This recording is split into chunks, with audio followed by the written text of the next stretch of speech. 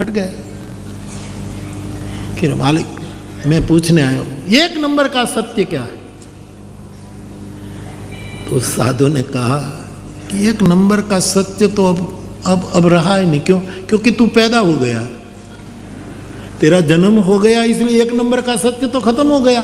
तू पैदा ही न होता तो 1 नंबर का सत्य रहता, लेकिन तू पैदा हो गया, 1 नंबर का सत्य खत्म। अब 2 नंबर का सत्य कहूं क्या? तू मरने वाला है, क्योंकि मृत्यु ध्रुव है। एक तू जन्मा ही नहीं होता तो अजन्मा रहता, अजन्मा सत्य है। शिव सत्य है, शिव सुंदर है। पैदा हो गया तो ये तो संभावना खत्म हो गई। दूसरे नंबर का सत्य है कि तेरी मौत है। तो मृत्यु तो है, मां तो मरेगी, लेकिन गुरु के रूप में मां जैसी ममता हमें कायम मिलती रहेगी। इसलिए गुरु भवानी है, गुरु दुर्गा है, गुरु मां है। तो गुरु तत्व में 5 समाहित है। 5 की वंदना करनी चाहिए, पूजा करनी, इसका अनादर नहीं करिएगा, लेकिन गुरु में सब समाहित है।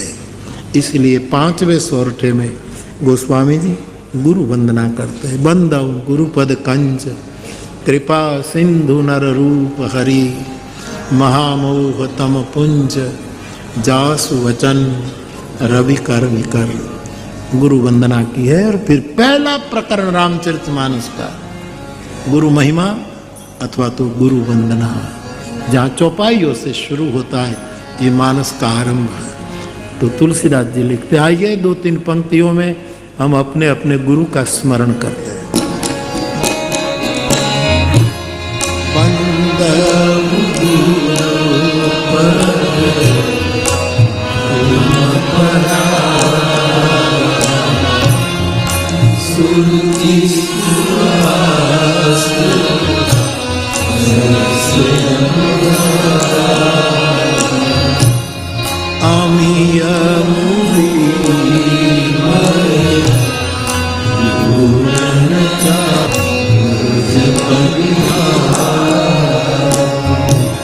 सुकृत संभूतन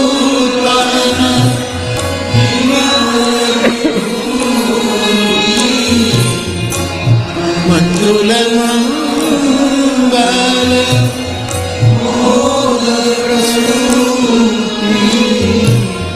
श्री गुरु पद नख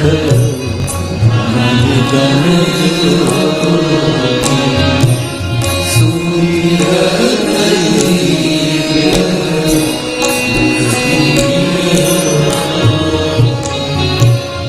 गुरुपद राज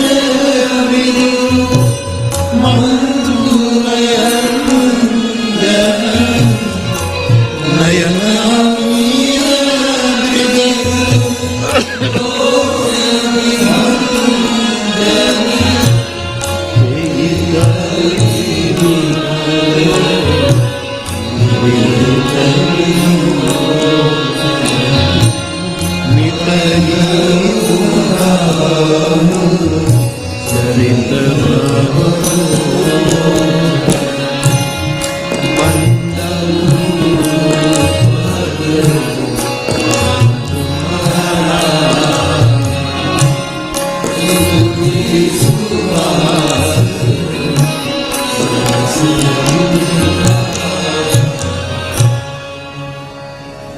कोई विशेष बात पर बात हो रहे हैं, लेकिन ज्यादातर गोस्वामी जी ने गुरु पद की ही वंदना की है। बंदौ गुरुपद पदम पराय, गुरुपद गुरुपद गुरुपद।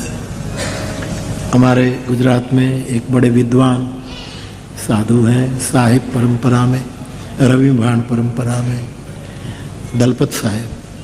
आपका एक निवेदन मुझे बहुत प्रिय लगा, तो मैं कहता, आपने कहा कि हो सकता है गुरु कभी कमजोर हो भी सकता है, लेकिन गुरु पद कभी कमजोर नहीं होता। पद की, अब गुरु पद का अर्थ है पदवाक्य प्रमाण, जो शांकरी परंपरा में आता है।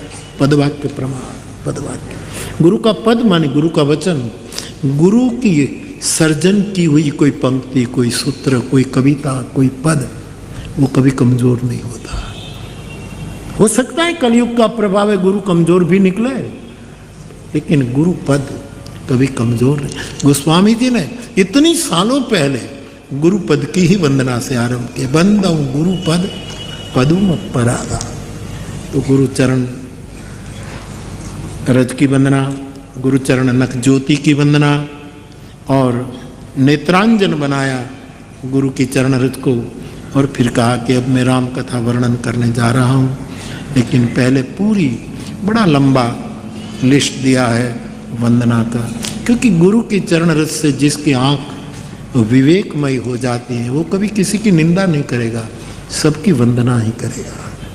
तो साहब पूरा वंदना प्रकरण आप पाठ करते हैं, जानते हैं। सबसे पहली वंदना गोस्वामी जी ने गुरु के बाद जो वंदना की है वो पृथ्वी के देवता ब्राह्मणों की वंदना की।